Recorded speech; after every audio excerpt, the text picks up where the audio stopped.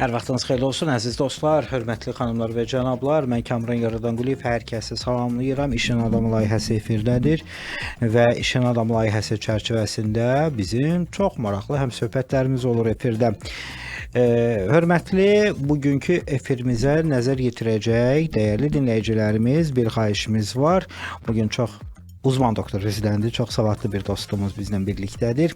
Daha dəqiq desəm, Məlhəm Beynəlxalq Hospitalının uzman doktoru Münasib Məmmədov, cərrah uroloq və androloq, xoş gördük. Necəsiz? Təşəkkür edirəm, çox sağ olun, xoş gördük. İncə dəvətiniz üçün təşəkkür edirəm öncədən. Bizim efirdən əvvəl həmişə qonaqlarla maraqlı söhbətimiz olur.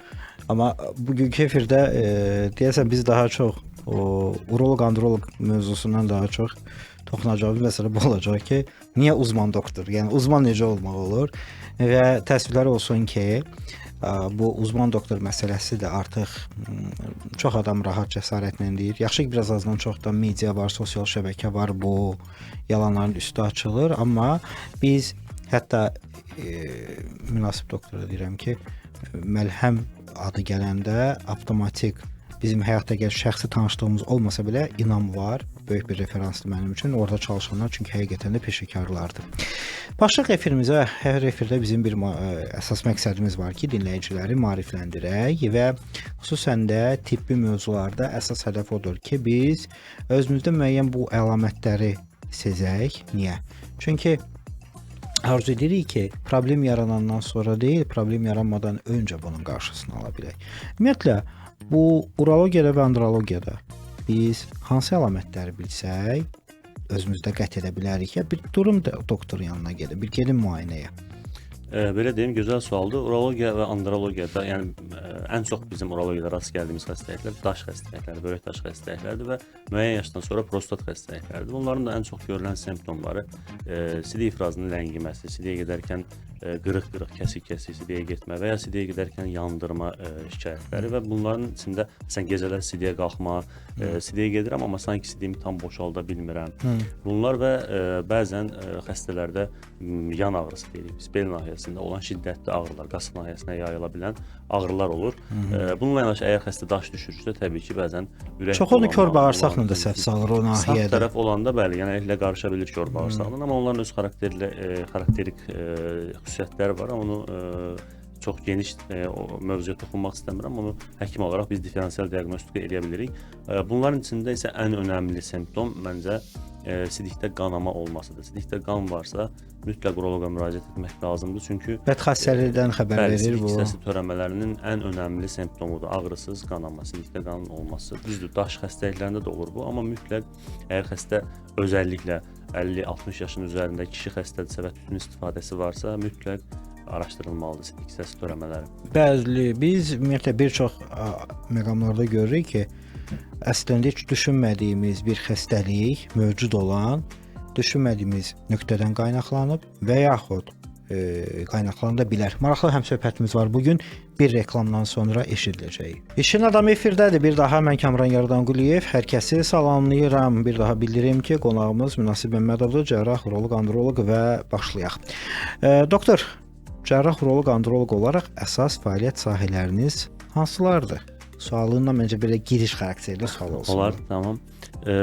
Öncəliklə deyim, təhsilimi Türkiyədə, Ankara şəhərində Hacettepe Universiteti Hastanəsində almışam, uzmanlıq təhsilimi və 3 ilə yaxın, 3 ildir ki, artıq Məlhəm Hospitalda fəaliyyət göstərirəm. Biz uroloq, androloq olaraq əslində iki geniş sahəmiz var, urologiya və andrologiya. Urologiyada biz genəlliklə böyrək daşı xəstəlikləri, sidik yolu infeksiyaları, bundan başqa prostat vəzninin bütün xəstəlikləri, həm iltihabi, həm şiş xəstəlikləri daxildir bura.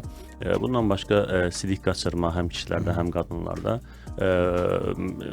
Genel olaraq bunlar və uro-onkologiya bölməsi, böyrək, sidik kisəsi, prostatın şişləri ilə məşğul oluruq. Həm diaqnostikası, həm konservativ, həm də cərrahi müalicəsi ilə. Və bir sahəmiz də təbii ki, andrologiyadır, heç küçümsənməyəcək bir sahəmiz. Orada isə əsasən burada kişi sonsuzluğu, kişi sonsuzluğunun əsas səbəbi olan varikosel xəstəliyi, prostat vəzninin hiperplaziyası, cinsi zəiflik kimi xəstəliklərlə də andrologiya bölməsində məşğul oluruq. Eyni zamanda kişi sonsuzluğunun ən sıx səbəbi olan varikosel xəstəliyinin cərrahi, mikrocərrahi müalicəsi ilə də məşğul oluruq. Urologiyada hansı əməliyyatlar daha çox həyata keçirilir? Belə deyim, biz region olaraq endemik daş üçün, endemik bölgə sayıldığımız üçün əslində biz hər növ əməliyyatları icra edirik. Onkolojik əməliyyatlardan tut, bütün daş əməliyyatları, bütün sonsuzluq əməliyyatları, amma bizdə daha çox xəstə populyasiyası daş xəstələri və prostat xəstələri olduğu üçün ən çox daşların minimal invaziv cərrahi yöntəmlə daha qapalı, müasir texnologiyanın inkişafı ilə bərabər qapalı yola, lazerlə heç bir kəsiksiz böyük daşları belə lazer vasitəsilə parçalayaraq əməliyyatını icra edə bilirik. Eyni zamanda prostat xəstələri bu dövrdə çox müraciət etdiyi üçün, özəlliklə 50 yaşın üzərində kişi xəstələr, onların da lazerlə, qapalı yolla prostat əməliyyatlarını icra edirik. Ən çox icra etdiyimiz əməliyyatlar. Amma bundan başqa böyrək şişlərinin də laparoskopik qapalı yolla çıxarılmasını, prostat şişlərinin yenə qapalı və ya açıq yolla əməliyyatlarını, eyni zamanda sonsuzluğun ən sıx səbəbi olan kişilərdə varikosel xəstəliyinin mikrocərrahi, mikroskopik yolla əməliyyatında icra edirik. Ən sıx gördüyümüz xəstə populyasiyası bu qrupdur Azərbaycanda. Biz bir daşlardan danışdıq. Populyar da həm də mən bilən böyrək daşları. Yaranması nədir? Belə deyim. Çünki bunu kimdən soruşursan, hərə bir mövzuda. Kim nədən belə şikayət etmək istəyir, onun boynunu atır. Doğrudur. Telefonu da boynuna atan var. Böyrək daşığı telefondandır, sudandır, yeməkdəndir, havadandır. Yollardandır, tıxacdandır. Hər mövzuya uyğunlaşdırılır bu böyrək Doğrudur. daşı. Böyrək daşları belə deyim, multifaktorial xəstəlikdir. Yəni tək bir səbəbi olmayan, bir çox səbəbi olan xəstəlikdir. Amma mən bunların içində əsaslarına toxunmaq istəyirəm. İlk öncə böyrək daşı xəstəliyinin ən önəmli risk faktoru irsiyyətdir, genetik keçişli olur. Ailədə varsa böyrək daşı xəstəliyi, onlarda normal, bəli, normal populyasiyaya görə onlarda olma ehtimalı 2-3 qat. Böyrək daşı da genetik olur. Bəli, genetik faktorlar burada önəmli rol oynayır və ikinci ən önəmli faktor qidalanmadır. Biz niyə endemik sayılırıq? Biz biraz su çox tükətməyən millət olduğumuz üçün, həm də qırmızı əti çox tükətdiyimiz üçün, həm ətçil, həm çayxor millət olduğumuz üçün bunlar ikisi də daş su yaranması içmirik, üçün risk amma faktorudur. su içdiyimiz qədər çay içirik və son zamanlarda kofe shopların canı sağ olsun. Bəli, çay oksalatdan zəngin qida sayılır. Böyrək daşlarının 80%-dən yuxarısı oksalat tərkiblidir, kalsium oksalat. Çay da oksalatdan zəngin qida olduğu üçün biz çay çox içirik. Daş yaranması risk faktorudur daş yaranması üçün. Eyni zamanda qırmızı ət tükətimi proteindən zəngin olduğu üçün, böyrəyin protein yükünü artırdığı üçün və ən önəmli əslində dövrümüzün problemi oturaq həyat. Texnologiyanın nə qədər çox gəlişməsi bir tərəfdən yaxşıdırsa, bir tərəfdən də oturaq həyat artdığı üçün, oturaq həyat tərzi bu da böyrək daşı xəstəliyi riskini artırır. Mən çox üzr istəyirəm. Baxın, çox insanın yanında deyəndə ki, ətlə bağlı olan problemlər də danışıqdır. Deyirlər ki, mən nə ət yeyirəm ki, belə Allah verəndən evdə alıram 1 kilo, 2 kilo həftədə bir dəfə.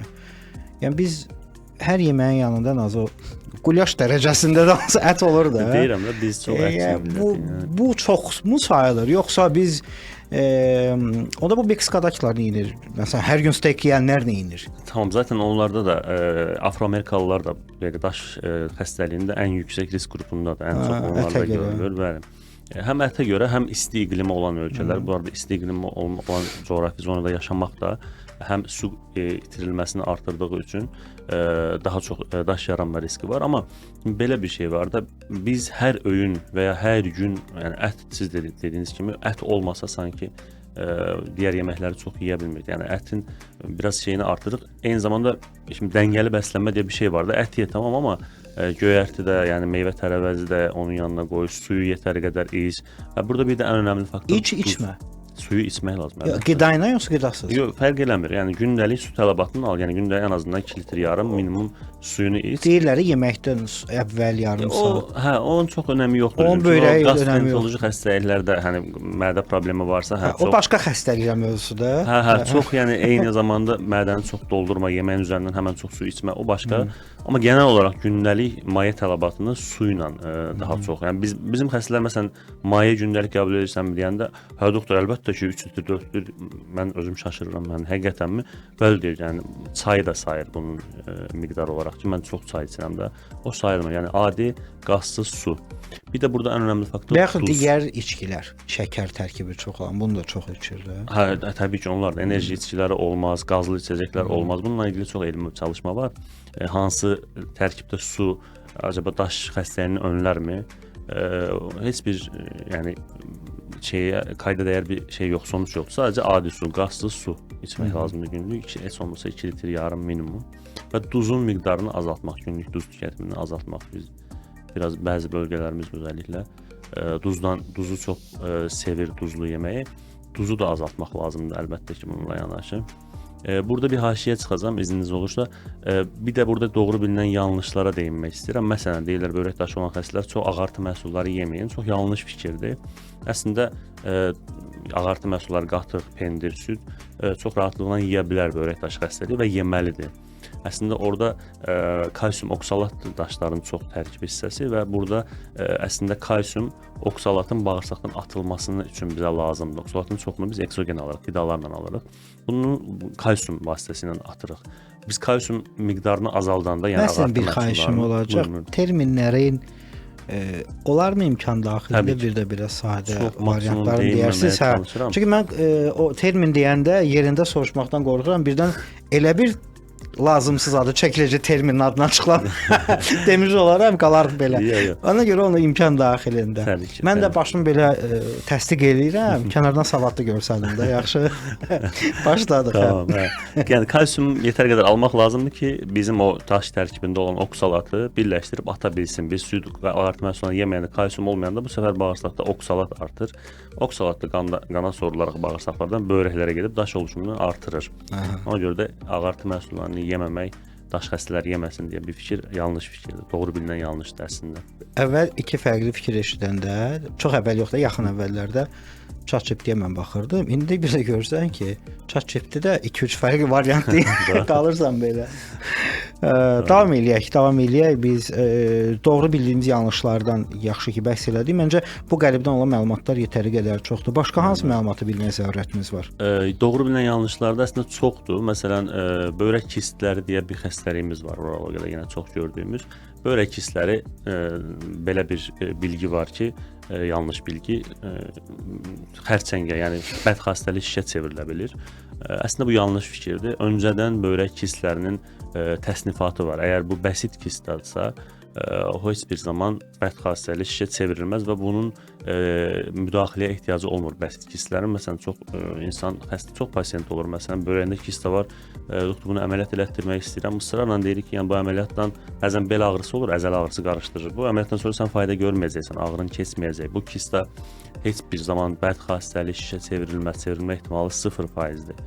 Əvvəldən o təsnifatda kist əgər zaten bədxastəlidirsə, onu biz görüntüləmə olaraq diaqnozunu qoya bilirik. Amma bəsitdirsə bu heç vaxt bədxastəliyə çevrilməz. Bundan başqa prostat əməliyyatlarında da belə bir yanlış fikir var. Bizim xəstələr ona görə çox qorxur prostat əməliyyatından. Prostat əməliyyatının kişi cinsi funksiyası ilə heç bir aidiyyatı yoxdur. Yəni əməliyyatdan sonra illaki cinsi funksiya pozulacaq deyə bir şey yoxdur. Kesinliklə əlaqəsizdir bir-biri ilə. Xoş xəstəlik prostat törəməsində adenomasından söhbət gedir. Ona görə də əgər belə bir şikayəti varsa, xəstənin prostatı böyüksə, xəstəsi deyə yaxşı çıxa bilmirsə, bu səfər sidik kisəsinin əzələləri zəifləyir, artıq o öz funksiyasını itirir. Ona görə də vaxtında əgər əməliyyatlıqsa, xəstə göstəriş varsa, əməliyyatını rahatlıqla etmək olar. Yəni kişi cinsi funksiyası ilə heç bir əlaqəsi yoxdur. Bu da doğru bilinən yanlışlardan biridir, ən çox Azərbaycanda eşitdiyim. Bir də ki, təbii yollarla, məsələn, bitkilərlə müalicələr sizcə realdır, yoxsa yaxşı təbii bitki tapmaq da çətindir? Belə deyim, börək daşında əsasən bu müalicə metodu çox məşhurdur Azərbaycanda. Bunların hamısı xalq təbabəti dediyimiz bir sahə var təbii ki. Amma biz elmi çalışmalara dayanaraq danışırıq da. Yəni bir şeyin doğruluğunu, yanlışlığını, elmi sübutu varmı, yoxmu onu görə bilirik. Yəni bunun da yayınlara baxaraq, elmi çalışmalara, məqalələrə baxaraq deyirik və əslində bunların heç birinin elmi bir sübutu yoxdur. Məsələn, çoxlu günə baxan, nə bilim, saçağını dəmləyim, içim, qarğıdalı Yarım saçağını saat üzr istəyirəm. qaynadırsınız. İsti suda Qarğıdalı saxlayırsınız. saçağını və ya nə bilim, Soyuducuda bəzəri və ya dondurursunuz. nə bilim, bilmirəm. Bunların heç birinin elmi bir əsası yoxdur. Yəni dediyim kimi əslində daş xəstəlikləri üçün ən önəmli şey sudur. Adi, ən rahat, ən ucuz su, adi su miqdarını günlük 2-3 litrə çatdırmaq lazımdır və doğru qidalanma, pəhrizlə bayaq dediyim kimi. 2 litr. 2 litr yarım minimum içilməlidir bəli. Bu həm də müalicədir, deyilmi? Əslində profilaktikadır, əlbəttə, amma bir də daş xəstəsinə əməliyyat etdik və ya müalicə etdik, daşını həll elədik, qırdıq və ya nə bilim müalicə ilə düşürdük. Ondan sonra yenə profilaktik su içmək və oturaq həyatdan uzaq olmaq, qidalanma rejiminə özəlliklə diqqət etməsini önəririk. Yəni elə profilaktik bir şeydir. Bu suyu gündə deyirik 2 litr. Neçə saat ərzində? 24 saat ərzində. Gözəl sualdır. Bu yayınlarda da yazılır. Siz 2 litr yarım suyu 1 saat ərzində oturum 2 litri bitirdim. Hə, yox, elə yox. Uzman doktordan gözəl sualdır sözünü eşitməyəcək adama. Uzmanlıq hissi var. 24 saata dağıdaraq, yayaraq içmək lazımdır o 2 litr yarım suyu. 24 saat. 24 saata dağıdaraq. Səhər durdun yuxudan. Hə, gün ərzində də yəni sonuçta 2 litr yarım minimum içməsən, qış üçün 2 litr içmək kifayət edir, amma yayda 2 litr yarım. Bəs bunun isti, ilıq, soyuq su məsələsi var? Heç bir fərqi yoxdur. Onunla ilgili yəni belə bir elmi sübut olan bir şey yoxdur. Soyuq içim, isti içim fərq eləmir. Otaq temperaturunda da ola bilər. Su iç, yetər ki su içsinlər. Bir normal stəkan. Bir stəkana nə qədər su 200 olur? ml hardasa. Yaxşı. Bunu onda ən azı əyləncə halına gətirib gündə bir qrafik qura bilərik də. Gündə neçə stəkan? Bəli. 200 ml neçə təxmin stəkan su çıxır 2 litrə? Hardasa 10 stəkan. 10 stəkan. 10 stəkan. Mən 10 stəkan bayaq işli içib gəlmişəm. Görürsüz belə, bu da mənim yanlış bildiyim, doğru bildiyim yanlış misalı. Davam edirik dostlar. Sualımız olsa 099 1925 nömrəsinə zəng edə bilərsiniz. Bir daha vurğulayıram. 099 1925. Nəzərinizə çatdıraq ki, münasib doktor, uzman doktorumuz Münasib Məmmədov bizlə birlikdədir. Cərrah uroloq, androloq. Efirimiz isə davam etməkdədir. Bir də əməliyyatlardan da danışdıq. Ümumiyyətlə əməliyyatın uğurlu alınmasının da səbəbləri bildiyimiz qədərilə var. Amma əməliyyatın uğurlu olub olmaması yalnız həkimdən asılı məsələ deyil. Burada xəstənin də payı var. Düzdürmü? Doğrudur, tamamilə doğrudur. Bunu biraz bizə haçalayırız. Belə deyim, bir əməliyyatın və ya müalicənin olsun uğurlu olması üçün bir neçə amil lazımdır. Əsas başlıca amil təbii ki, həkimin təcrübəsi, bu işlə ilgili aldığı təhsil və praktikasıdır. Doğru, budur əsas. Amma burada məncə ən önəmli məqam xəstə ilə həkim arasında uyum, yəni xəstənin o həkimin dediklərinə riayət etməsi, vaxtında gəlməsi, işte əməliyyatdan sonraki tövsiyələrinə uyması, amma bununla yanaşı ən önəmli şey çox mükəmməl, multidisipliner bir ekibinin olması və eyni zamanda müasir texnologiyalarla təchiz olunmuş bir xəstəxananın olması. Bunlar çox önəmli amildir. Eyni zamanda o xəstəxananın içində hər ixtisasdan, məsələn biz əməliyyat edəndə anestezioloqlara çox ehtiyacımız olur, reanimatoloqlara çox ehtiyacımız olur və ya xəstənin yanaşı bir xəstəliyi var, anestezi alması üçün bir riskdir. Məsələn ürəyində bir problem var, kardioloqa yönləndiririk, ağciyərində bir problem var, pulmonoloqa yönləndiririk. Ona görə də əslində bir multidisiplinar bir komandanın olması klinikada və təbii ki, müasir texnologiyaların olması o xəstəxanada həkimlə bərabər ən önəmli amillərdir əməliyyatın uğurlu olması üçün. Aydındır. Bir də bayaq su haqqında danışanda bildirdiniz, əməliyyatdan sonra da su içmək lazımdır. Bəs əməliyyatdan sonra nələrə mütləq diqqət etmək lazımdır? Əməliyyatdan sonra təbii ki, bu sual biraz hani əməliyyata görə dəyişir, doğrudur. Aha, amma genel olaraq elə hər bir haqqında qısa məncə məlumat verə bilərsiniz. Məsələn biz prostat əməliyyatlarında, məsələn varikosel əməliyyatında ağır işdən, ağır fiziki işdən heç olmasa bir ay müddət, ən az bir ay müddətində ağır fiziki işdən biraz uzaq durmalarını söyləyirik. Varikosel və prostat əməliyyatlarından sonra özəlliklə qatı qidaların biraz az tükətilməsini, sulu qidaların daha çox tükətilməsini, qəbizlik olmaması üçün daha çox önəririk və müəyyən hər birində təbii ki, indi texnologiyanın bu qədər inkişafından sonra əməliyyatlarımız o qədər minimal invaziv olur ki, çox o xəstəxanada yatma sürəsi də, xəstəxanadan sonra evdə o yatma sürəsi də azalıb. Amma müəyyən bir müddət yataq istirahəti önəririk. Qidalanması çox önəmlidir. Özəlliklə daş xəstələrində əməliyyatdan sonra təkrar bol maye tükətməsi, suyu nəzərdə tuturam təbii ki burada və zərərli vərdişlərdən uzaq durmasını önəririk və bununla yanaşı təbii ki hər əməliyyatdan sonra o əməliyyata uyğun xəstəyə bir müalicənin bir hissəsi də konservativ, yəni dərman müalicəsi veririk. Onları vaxtında içməsi, dərmanlarını qəbul etməsidir. Çox önəmlidir. Bir aydan sonra dərmanları vaxtında atmırıq. Və təbii ki kontrola çağırdığımız müddət, hər əməliyyatdan sonra, məsələn, bəzisində 2 həftə sonra, bəzisində 1 ay sonra mütləq kontrol istəyirik. Bəzən xəstə gedir əməliyyatdan sonra unudur, 5-6 ay sonra falan gəlir. Təkrar məndə daş əmələ gəlib, heç bir şey eləməyib. Təbii ki 6 aydan sonra daş əmələ gələ bilərsən də yenidən. Ona görə də kontrola tez-tez çağırılır. Onu da bilmək lazımdır yəni. Əlbəttə. Dostlar, efirimiz davam edəcək. Sponsorlar haqqında danışacağıq hal-hazırda. Çünki efirimizə dəstək olan dəyərli sponsorlar yetəri qədər də elə öz işlərinin adamlarıdır. Başladıq. Sponsor məlumatı.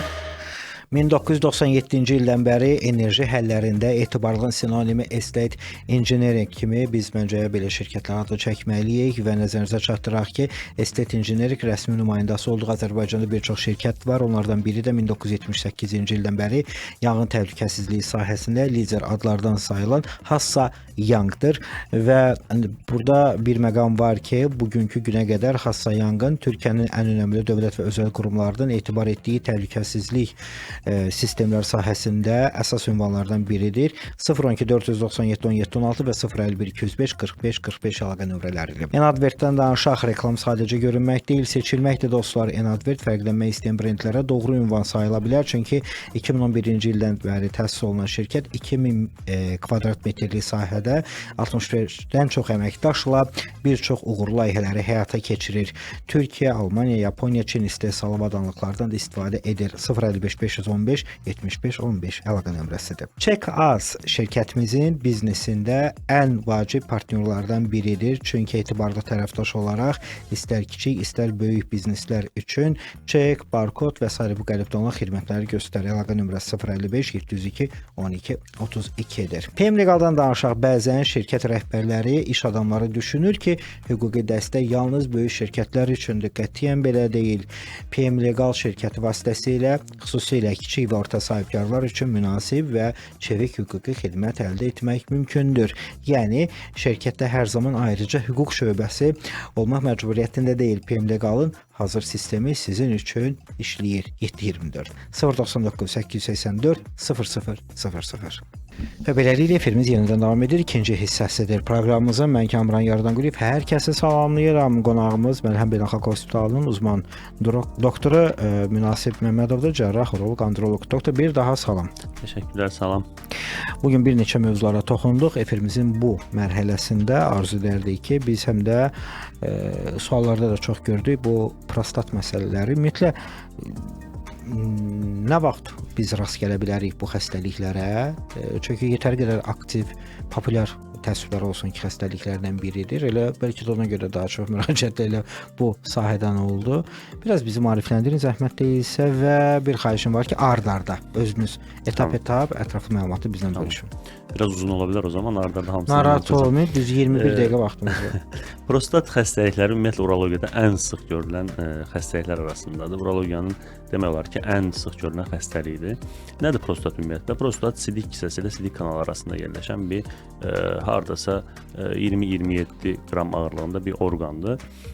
Və yaşla bağlı 50 yaşdan sonra prostatda hormonal dəyişikliklərlə bağlı, hormonal balansın dəyişməsi ilə bağlı böyümə artır və prostatın hiperplaziyası və ya Azərbaycanda ən çox dediyimiz prostat adenoması deyirlər.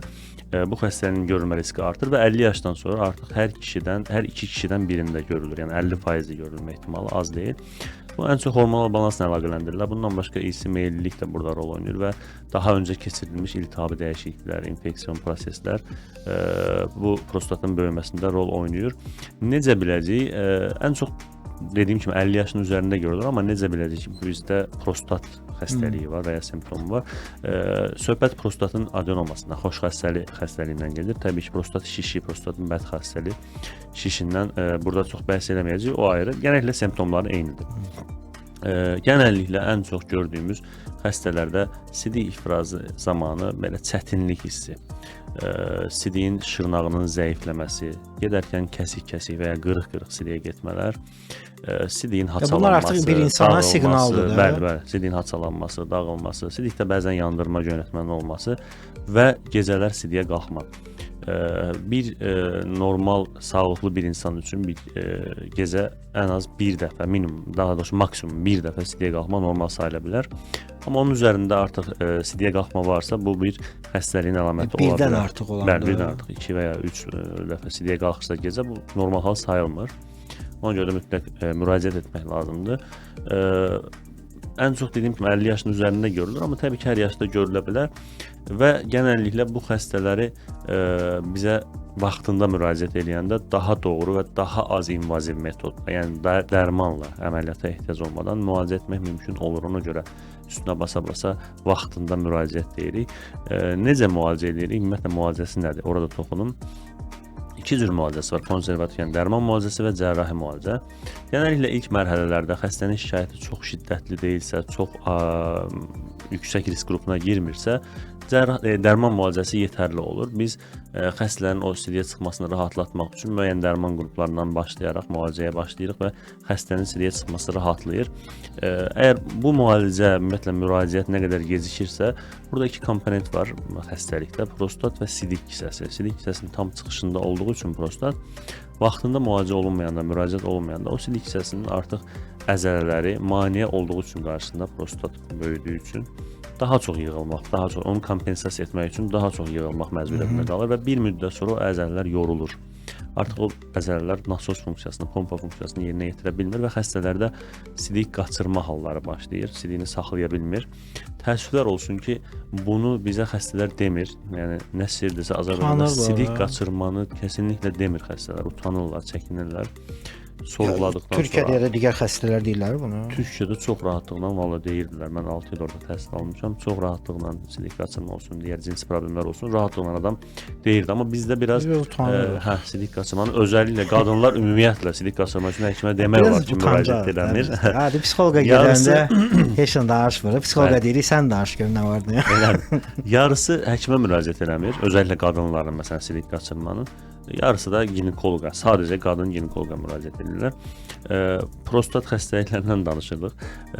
Ona bir deyinim, kimə nə vaxt bəs cərrahi müdaxilə edəcəyik biz? Genəlliklə dərman müalicəsindən fayda görməyən xəstələr və bir neçə əslində əməliyyat üçün bir neçə göstəriş var. Ən çox gördüyümüz xəstə əgər heç sidiyə çıxa bilmirsə, məsələn bəzən olur, prostat xəstəliyi artıq elə bir mərhələyə gəlib çatıb ki, xəstə heç sidiyə çıxa bilmir, kəskin sidik ləngiməsi baş verir xəstədə və xəstəyə kateter taxmaq məcburiyyətində qalırsınız. Gedir hər hansı bir xəstəxanada kateter taxılır. Bu mütləq əməliyyatda göstərişdir.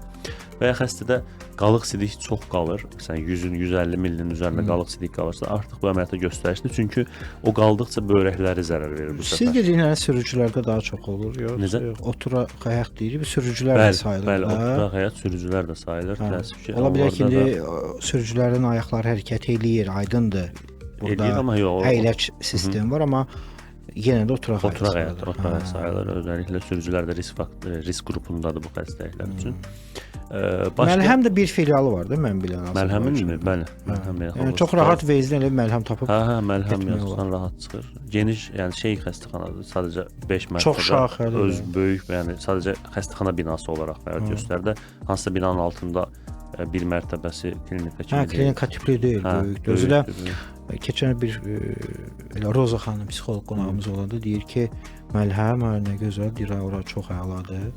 Həm komandanın çox təriflədi, həm də deyir ki, avadanlıqlar, texnik avadanlıqlar çox əladır. Mən 3 ildir orada çalışıram, heç başqa bir yerdə. Əhsən, məncə komanda və rəhbərdən çox şey asılıdır. Sevda xanıma xüsusi təşəkkür və salamlar bütün komandaya. Mən də salamlayıram. Qısa fasilə var, səhv etmirəmsə. Əla. Efirimizdə icazənizlə ikinci hissədə sponsorlarımız haqqında danışaq əziz dostlar. Ardından yenidən həmsöhbət olacağıq. Başlayaq. Sponsor məlumatı. Piramida reklamdan danışaq. Brendiniz var, amma onu daha güclü göstərmək istəyirsiniz. LED monitorlarla aydın görüntü, canlı rənglər və maksimum diqqətlə brendiniz hər zaman hər kəsin göz önündə olacaq. İstər gündüz, istərsə gecə işıqlarında görünmək istəyənlər istər ki, brendlərini təqdim etsinlər. Ona görə də Piramida reklama müraciət edə bilərlər. 055 250 0161. Koryan Baku, DuPont Koryan yüksək keyfiyyətli, müasir və innovativ süni daş materialdır.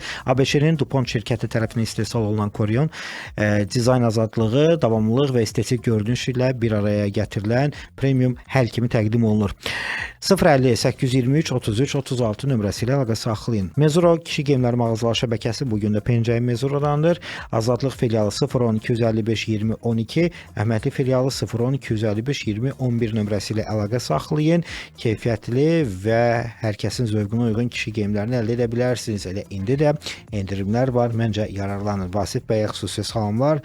O da Türkiyədə yeni modellər üzərində çalışır. Sennadan danışaq. Lift və eskalator xidmətlərində etibarlı adlardan olan Senna şirkəti bir çox uğurlu layihələri həyata keçirib bu günə qədər. Belə də davam edir. 050 444 70 70 nömrəsi ilə əlaqə saxlayın. Bütün layihələrdə sizə həm tövsiyə edərlər, həm də ki texniki baxışda dəstək ola bilərlər. Təhlükəsiz hərəkətin təminatıdır. Enadvert reklam sadəcə görünmək deyil, seçilməkdir deyir Enadvert. Fərqlənmək istəyənlər brendlərinin doğru ünvanında doğru şirkətlərlə əməkdaşlıq etməyinə tövsiyə edirlər. 2011-ci ildən bəri fəaliyyət göstərən Enadvert şirkəti 2000 kvadrat metrlik istehsal sahəsi 65-dən çox əməkdaşı ilə birlikdə UV çap avadanlıqlarından tut, Green Guard Golf sertifikatına qədər hər biri onlarda var. Bu avadanlıq təbiət dostudur, ekoloji cəhətdən sağlamdır. 055 515 75 15. İşinin adamı efirdədir və mən Kamran Yaradanquliyev qonağımızı bir daha təqdim edirəm. Qonağımız uzman doktor Münasib Məmmədovdur. O cərrah, uroloq və androloqdur. Biz bugün bir çox sahələrdən həm uroloji, həm androloji mövzulardan danışdıq, amma yenə də sizin maarifləndirmək istədiyiniz məlumatlarınız çoxdur. Davam edək. Təbii ki. Biz ən çox daha çox son zamanlarda artan gənclərdə özəlliklə uroloji xəstəliklər haqqında biraz qısaca məlumat verəcəm. Bir zamanlar üzr istəyirəm, xəstəliklə bağlı deyəndə 40-50 gənc idi. İndi gənclik xəstəlikləri gəlib, xəstəliklər gəncliyi daha belə aşağı. 25-30 arası. Doğrudur. Hətta arada 20-dən aşağı da görürük. Doğrudur. Tamamilə doğrudur. Gəncləşməsi, xəstəliklərin gəncləşməsi əslində burada iki nüans var. Bir, təbii ki, burada texnologiyanın gəlişməsi. Çünki əvvəllər əslində xəstəlik əvvəllər təbii ki, bu qədər deyildisə də texnologiyanın gəlişməsi iki cür təsir edir burada xəstəliklərin artmasına. Bir, oturaq həyat tərzi artır, stres artır. Və bunun nəticəsində o xəstəliklərin yaranma faizi artır. İki, texnologiya eyni zamanda tibbdə də inkişaf etdiyi üçün biz bu xəstəliklərə daha çox diaqnoz qoya bilirik. Əvvəl əslində az qoyulurdu, bəlkə də var idi, amma çox bilinmirdi, çox əlimizdə ona diaqnoz qoymaq üçün yetərli qədər müayinə metodu yox idi. O yüzdən də indi müayinə metodları inkişaf etdikcə artdıqca həm də diaqnozun sayı da artır. Burada iki nüans var. O da təsir edir təbii ki. Həmçinin də oturaq həyat tərzi, zərərli vərdişlər, qidalanmanın doğru olmaması, həyat keyfiyyətinin doğru, yaxşı olmaması və özəlliklə gənclərə toxunmaq istəyirəm. Son zamanlarda mənə müraciət edən, özəlliklə sonsuzluq səbəbi ilə müraciət edən və özəlliklə kişi faktorunun səbəb olduğu sonsuzluqla müraciət edən xəstələr çoxdur. Kişi sonsuzluğu zaten sonsuzluq deyəndə biz buna bir çiftin, bir cütlüyün xəstəliyi kimi baxırıq, amma burada 50%, nə az nə çox, tam 50%-ində kişi faktoru rol oynayır. Çox vaxt buna heç diqqət olunmur. Daha çox qadında sorun axtarılır, yüzlərlə müayinələr, yüzlərlə müalicələr olunur, amma kişi heç yoxlanmır. Özəlliklə bunların çift şəklində müraciət etməsini həm ginekoloquna, həm uroloquna Azərbaycanın vəziyyəti elədir. Bəli, təəssüf ki, elədir və daha çox, ən çox bildiyimiz səbəbi varikoseldir. Xəyalda damar genişlənməsi, varikosel və bu səbəbdən spermatozoidlərin keyfiyyətinin düşməsi nəticəsində sonsuzluq yaranır. Amma təəssüflər olsun ki, dediyim kimi bu ikili getməlidir. İkili bir yerdə müalicə olunmalıdır və ən önəmli gözdən qaçan səbəblərdən biri də cinsi yolla keçən infeksiyalar. Əslində maarifləndirilməsi gerəkən ən önəmli mövzulardan biridir bu. Cinsi yolla keçən infeksiyalar gizli bəzən keçə bilir, gizli yolla davam edir və xəstə müraciət eləmir və ya vaxtında müayinə və ya müalicə olunmur və iləriki dönəmdə xroniki bir mərhələyə keçəndən sonra artıq sonsuzluğa qədər gətirib çıxara bilir. Amma təəssüflər olsun ki, biz gənclər Azərbaycanda bu mövzuda çox maarifli, məlumatlı olmadığı üçün diqqət yetirmirlər. Müraciət edənlərə Biraz bu mövzularda aranı biraz böyüklər də qatırır. o da var, əlbəttə. Hə, çox yəni Böyüklər də qatır bu. Görürsən aynen, ki, deyir, daha çox işte dediyim kimi qadın faktoru araşdırırlar, heç kim öz övladını da istəmir. Adətən yeni gəlmiş ailələrdə doğru, bu qaynana qaynata. Qaynatalar yox, adətən bu mövzulara qaynanalar daha çox müraciət. tamamilə doğrudur, getmirlər. Məsələn, bu yaxında, çox yaxında bir cütlük müraciət elədi mənə. 7 ildir evlidirlər artıq, 38 yaşı var. Və normal bir nə cinsi münasibətləri yoxdur, kişidə bir sorun var, kişi faktoru var burada. Eyni zamanda sonsuzluq var, uşaq olmur, dəfələrlə qadın tərəf müalicə olunub, müayinə olunub. Yəni bir dəfə olsun 8 ildə evlidirlər, hələ uroloqa ilk dəfə müraciət edir adam. Cütlük şəklində gəlmişdilər, amma o da referansla yönləndirilərək də yaxşı ki, kimdənsə məsləhət alıb uroloqa get deyən olub axırda. Yəni bu hallarla çox rastlaşırıq əslində son zamanlarda, özəlliklə burada ölkəmizdə. Ona görə də gənclərin, ümumiyyətlə hamının, amma gənclərin özəlliklə heç olmasa əslində ildə 2 dəfə, 6 ayda bir, amma heç olmasa ildə bir dəfə bir uroloji check-updan ya da genel bir ümumi bir check-updan keçməsi lazımdır. Bəli, çünki o qədər, məsələn, urologiyada böyrək şişləri deyə bir böyük bir sahəmiz var da bizim. Heç bir şikayəti yoxdur. Heç bir şikayəti olmur. Xəstənin böyrəyində şiş var, böyüyür, bəd xassəli törəmə var, amma heç bir şikayət vermir. Təsadüfən ultrason müayinəsi edirlər, ultrasəs müayinəsi.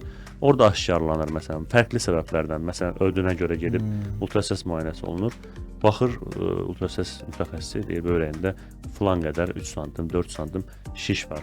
Ona görə zaten Məsələn, mən özüm bu yaxınlarda mütləq məlhəmə gedəcəm, hətta övladlarımı da aparacağam. Sırf check-up üçün. Bəli, check-up ona görə Amma full önəmlidir. check-up Çünki üçün, bəzi xəstəliklərin heç bir simptomu olmur. Böyrək Mən- şişlərinin məsələn. Hörmətli dinləyicilər, mən çox xahiş edirəm, mən istəmirəm bu sözümü məndən neqativ kimi qəbul edəsiz. Əslində bir reallıqdır və bu neqativ kimi qəbul etməyib pozitivə çevirə bilərik. Söhbət nədən gedir? Hər bir insan müxtəlif zamanlarda, müxtəlif yaşda Allah hamımıza uzun ömür versin, can sağlığı versin, əla. Amma hər kəs onsuz da dünyanı dəyişir. Dünyasını dəyişir. Bu çox bir real bir haldır. Amma mən fərqli insanlarda ən doğmalarım da bu siyahıya aiddir. Bu dünyasını dəyişəndə deyirəm, bax görürsən hər bir səbəbdən dünyasını dəyişir və bu səbəblərin də hər biri ən az bir 5-10 il əvvələ köklənir. Sonradan bir xəstəliklər üzə çıxır. Yəni bu məndə də belədir, hər kəsdə belədir. Amma mənim şəxsən mən Kamran olaraq məndə də check-up mədəniyyəti yoxdur. Mən ilk dəfə, indi bilirsiniz mən check-up-a necə gedirəm? Bir dəfə yox. Yalan dedim, bir 15 il əvvəl belə bizim bir verilişdə sponsor var idi. Hə, o demişdi, "Allah sənə bir check-up hədiyyə edirik." Hə, amma artıq görürəm bu çox vacib bir şeydir. Necə ki biz düşünürük, bu yay hara gedək? Ən azı bu olmalıdır sən demə. Mən ona görə də məlhəmə gedəcəm. Bir də bir neçə il əvvələ baxanda indi artıq sığortalar da var da. Yəni istər icbari sığorta olsun, istər özəl özəl sığortalar olsun. Yəni sığortadan yararlanaraq da check-uplardan keçə bilərlər və ya xəstəxanalarda, klinikalarda check-up paketləri olur siz dediyiniz kimi daha endirimli qiymətə. Bunun yəni göz ardı etməmək lazımdır. Check-up çox önəmlidir bayaq dediyim kimi. Yəni çox başımıza gəlib, çox rast gəlib. 30-35 yaşında böyrək şişi nədənilə yaxın zamanda əməliyyat etdiyim xəstə olub. 28 yaşında məsələn. İnsidental təsadüfən böyrəyində bir şiş aşkarlanıb. Ultrasöz müayinəsi nəticəsində. Ona görə də check-up əslində önəmlidir. Qorxutdunuz məni doktor. Mən də ağrımayana qədər getməyən xarakterdə olan insanlardan gərək mən də gedim, yəni mütləq. Elədir. Sonra vaxtında daş xəstəliyi olsun. Məsələn, bu gün bir 28 yaşında xəstə qəbul eləmişik. Hər iki böyrəyində. İslamsı 28 yaşında olur ki, mən 35 yaşım var, məndən keçdi. Ümidinizi itirdiniz məndən. Yəni hər iki böyrəyində 2 sm yarım daş var. Hər iki böyrəyində xəstənin. Yəni 30 olsun yaşı. Yəni təxmini deyirəm 28, 20, 30 arasında bir gənc xəstə bizlə həmyaşıdır.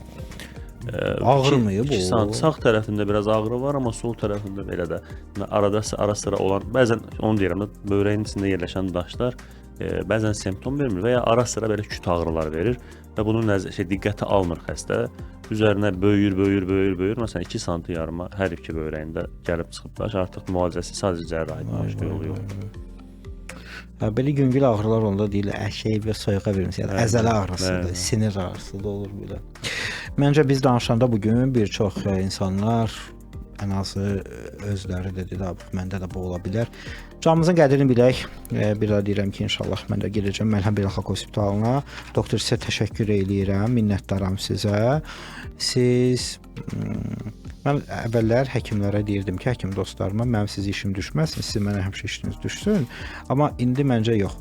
Mənim sizə problemim yaranmadan əvvəl işim düşsün ki, yaranmaq ehtimalı olan xəstəliklərin qarşısını ala bilək məncə. Yəni çarəsi olan bir problem olsun ən azından. Ona görə zamanında. Heç olmasın, aynen. Təşəkkür edirəm. Mən də sizə çox təşəkkür edirəm dəvətiniz üçün. Bu dəyərli söhbətlə həmsöhbət olduq. Həqiqətən də ümid edirəm ki, maarifləndirici oldu. Mən inanıram ki, belə oldu və inanıram ki, bizə nəzər yetirənlər, qulaq asanlar diqqətlə bir pay götürdülər və bəlkə də bugün ən azı bir nəfərin öncədən probleminin qarşısını ala bildik. İnşallah tək belə də olsun. Hörmətli dostlarım, mən münasib doktora təşəkkürümü bildirirəm. Kamran Yardanquliyevin təqdimatı, yəni mənim təqdimatım sabah efirimiz yenidən davam edəcək. Növbəti sahənin nümayəndəsi ilə işin adamı ilə birlikdə.